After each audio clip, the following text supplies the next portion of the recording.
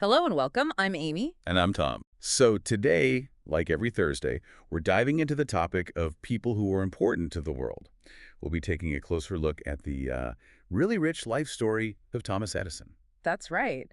And our mission really is to unpack all these different sources we've looked at, pull out the most important bits, the surprising facts about his incredible life, which was, let's be honest, sometimes pretty controversial too. Absolutely. We want to go beyond just the light bulb, explore his mind, how he worked, and the huge impact he had. Okay, so let's start at the beginning. Many people think of Edison as the inventor, capital T, capital I, but his beginnings were, well, a bit unexpected, weren't they? Yeah, definitely. Born 1847, Milan, Ohio, but he actually grew up mostly in Port Huron, Michigan. Family moved when he was 7. And his schooling was unusual, too. Very. His mom, Nancy, she'd been a school teacher. She ended up teaching him mostly at home. Apparently, he was just this, insanely curious kid, always experimenting. That hands-on approach started early then. Totally. And that probably shaped his whole way of thinking, his whole method later on. Now, the hearing problems, that started pretty young. Around 12. Uh-huh. Probably scarlet fever, maybe ear infections too. Eventually, he was pretty much deaf in one ear, couldn't hear well in the other. But he saw it as an advantage. Yeah. That sounds counterintuitive. Right. He actually claimed it helped him concentrate, blocked out distractions. It's fascinating. Some historians now even wonder if maybe he had something like ADHD, which could explain that intense focus he was famous for. Interesting perspective. So this curious kid, he also had a real business sense from early on. Oh, yeah. His first gig was selling newspapers, candy, veggies on trains. A news butcher, they called it. And he did well. Amazingly well for a kid. By 13, he was apparently pulling in about $50 a week. Wow. Back then. Exactly. And what did he do with it? Bought more stuff for his experiments, of course. Electrical gear, chemicals. So even then, invention and business were linked for him. I think so. He learned early on it wasn't just about the idea, it was about making it work, selling it. That hustle. And that hustle led to a kind of defining moment, didn't it? Saving a kid from a train. Yeah, dramatic stuff. He was 15, 1862, saved a 3-year-old, Jimmy Mackenzie, from a runaway train car. Incredible. And the boy's father, who was the station agent, was so grateful he taught Edison telegraphy. That really set him on his path. So telegraphy was his entry into that world. But not always smooth sailing. I heard about an incident at Western Union. Huh. Yeah, the sulfuric acid story. He was working the night shift, gave him time to experiment, right? But one night in 67, he's messing with a battery, spills sulfuric acid. Oh, no. It drips through the floorboards, lands right on his boss's desk below. Get kidding. Nope. Fired the next morning. A messy lesson in practical science, maybe. Definitely memorable. So after that, his first patent didn't quite take off. Right. 1869, an electric vote recorder. Looked good on paper, but politicians didn't want it. They apparently preferred slower counts. Huh. So, not much demand. That pushed him to move to New York City. But then things started looking up financially. The quadruplex telegraph. Bingo! 1874. This thing could send 4 messages over one wire at the same time. Huge deal for telegraph companies. And he sold it? He did.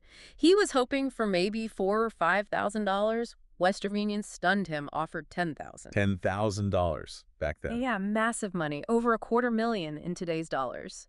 And that cash is what let him build his dream. Which brings us to Menlo Park. That $10,000 basically funded the first industrial research lab in New Jersey, 1876. Exactly. And that, you could argue, was his biggest innovation. Not just a place to invent, but a system, a factory for inventing. An invention factory. I like that. Its whole purpose was constant, systematic technological innovation.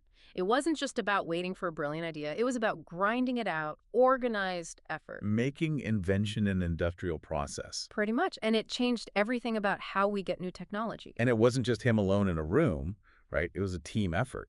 Absolutely. Edison got the patents, the fame, but he had a whole team. Guys like William Hammer, Frank Sprague doing research under his very intense direction. He needed people like Francis Upton for the heady math, too. Organized innovation in practice. Yeah, it shifted invention from, the lone genius tinkerer model to this collaborative industrial scale. The lab itself must have been something else. I read a description. Oh, it was legendary. It took up 2 city blocks eventually. The inventory list is just wild. Like what? Okay, get this. 8,000 kinds of chemicals, every screw type imaginable, every size of needle, wire, human hair, horsehair, hog hair. Wait, your hair. Yeah. Cow hair, rabbit hair, goat, mink, camel. Silk, cocoons, hoofs, shark's teeth, deer horns, tortoise shells. Wow. Cork, resin, varnish, oil, ostrich feathers, peacock tails, jet, amber, rubber, all kinds of ores. Basically, if you could think of it, he probably had it. Just incredible. It really shows his mindset to have Yeah. everything on hand to try anything. Right, and he had that famous quote on a placard, didn't he, from Sir Joshua Reynolds? There is no expedient to which a man will not resort to avoid the real labor of thinking. That says it all. He pushed himself, pushed his team, and the output was just staggering. Over 1,000 U.S. patents. 1,093 to be exact. Mind-boggling. Truly. A testament to that invention factory idea. So let's talk specific inventions. The one that really made him famous first wasn't the light bulb, was it? Nope. It was the phonograph back in 1877. That's what earned him the Wizard of Menlo Park nickname. Because it seemed like actual magic back then, recording sound. Totally. The first one recorded on tinfoil wrapped around a cylinder. Sound quality wasn't great. You could only play it a few times. But still. But still, it blew people away, made him an instant celebrity. He even showed it to the president, President Hayes. Got high praise from top scientists. It's funny, though. He patented it, but then left it alone for a while. Yeah, he got distracted by other things. It wasn't until other people, like Alexander Graham Bell's group, started making better versions with wax cylinders in the 1880s that Edison really came back to improve his own phonograph. Shows how competition can spur things on. Interesting. He also tackled the telephone, right? Improving the microphone. Yeah, the transmitter, that was crucial. Early phones had really weak signals. Edison's carbon microphone, developed around 1876, used the sound waves to modulate a steady electric current. Making the signal much stronger and clearer. Exactly. Made long-distance calls actually feasible. It was a huge leap. Were others working on similar things? Oh, yes. Emil Berliner was a big competitor, lots of patent fights there. And another guy, David Edward Hughes, did similar work but didn't patent it. But Edison's design stuck. For an incredibly long time, his basic carbon transmitter design was used in pretty much all telephones, alongside Bell's receiver, right up until the 1980s. Think about that. A century later, that's staying power. Okay, now, the big one. The electric light bulb. Let's clear this up. Right. The big misconception. Thomas Edison did not invent the first electric light bulb. Okay, say again for the people in the back. He didn't invent the first one. Others came before him. Warren de la Rue had one with a platinum filament way back in 1840. Alessandro Volta showed a glowing wire even earlier. Joseph Swan in Britain had working incandescent lamps too.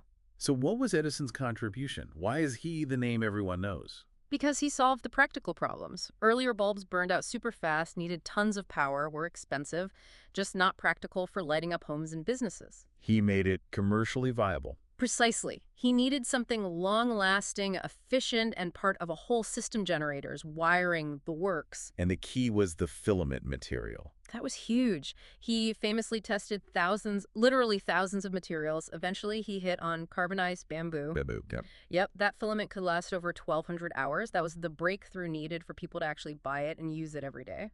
And while working on this, he stumbled onto something else fundamental, the Edison effect. Yeah, in 1883, with a patent for voltage regulation, he noticed electricity flowing from the hot filament to another wire inside the vacuum bulb. He didn't fully grasp it then, but that effect.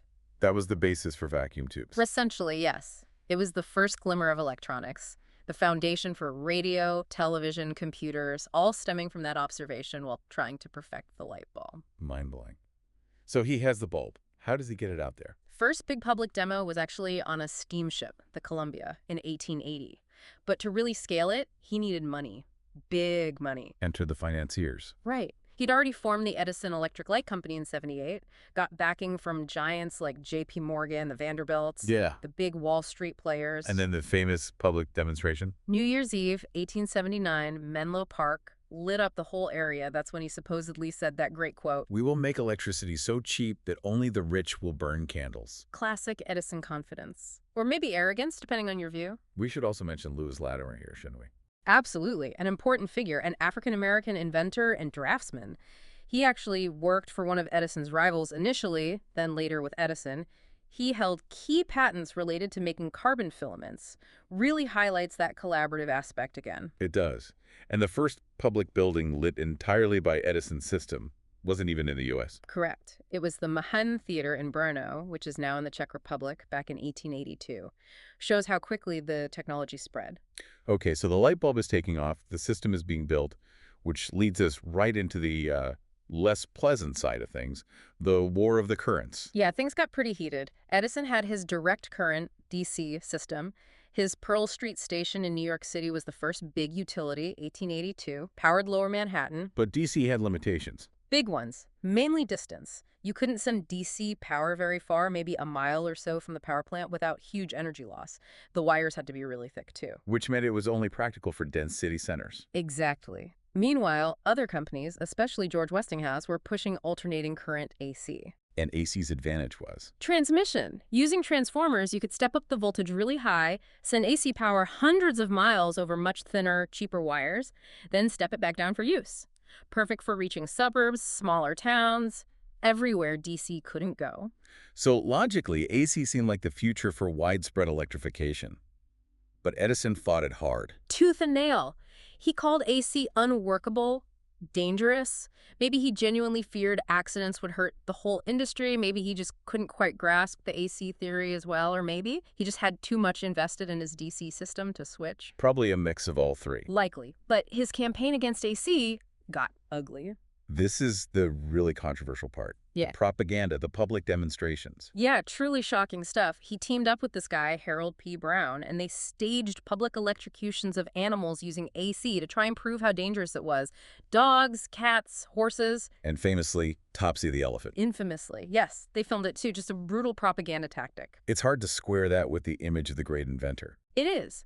He even got involved behind the scenes with the development of the electric chair, making sure it used a Westinghouse AC generator, specifically to associate AC with death in the public mind. Wow. Ruthless. Absolutely ruthless competition, no holds barred. But ultimately, AC won out, didn't it? Even within his own company. Yeah, the business realities were undeniable. He actually lost control of his own company in a merger in 1889, forming Edison General Electric. And even before that, his subsidiaries were pushing to add AC capability. And the final nail in the coffin for the War of the Currents. The big merger in 1892, engineered by J.P. Morgan again. Edison General Electric merged with its main AC competitor, Thomson Houston, the new company. General Electric, or GE. GE, still around today. And GE adopted AC as its standard. That was pretty much the end of the war. Edison himself was kind of sidelined from the company that bore his name, in terms of electrical standards anyway. So after that whole battle, he shifts focus, moves to West Orange, New Jersey. Right, sets up a new, bigger lab complex there. Also started spending winters down in Fort Myers, Florida. But he definitely didn't stop inventing. He got into some really surprising areas later on. With rubber. Yeah. During World War I, the U.S. was worried about foreign rubber supplies, mostly from Asia.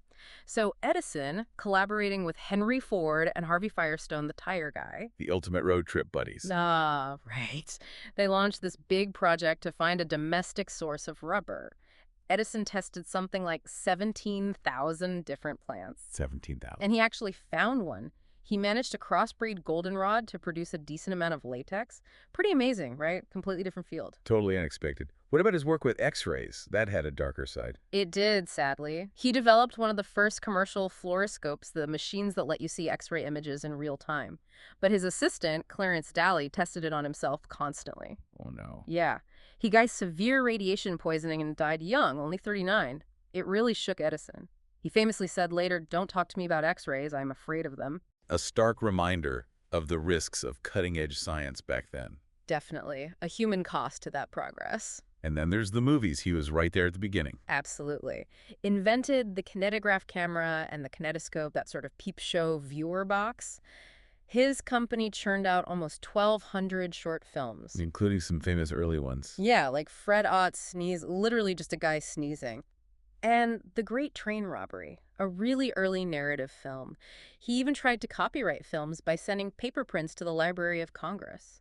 But ironically, given his hearing loss, he wasn't a fan of talkies when they came along. Nope. He thought sound ruined movies. Said actors started focusing on their voices and forgot how to act. Interesting take from a cinema pioneer. He also tried mining and batteries. Yeah, some ventures didn't pan out as well. Yeah. His iron ore mining project failed, though he cleverly repurposed some of the machinery for a cement business. He also poured years into developing a better rechargeable battery, the nickel iron battery. It was good, very durable. But by the time he perfected it, the main market he envisioned, electric cars, was already losing out to gasoline cars. Timing wasn't quite right on that one. Okay, let's peek into his mind a bit more. The Spirit phone.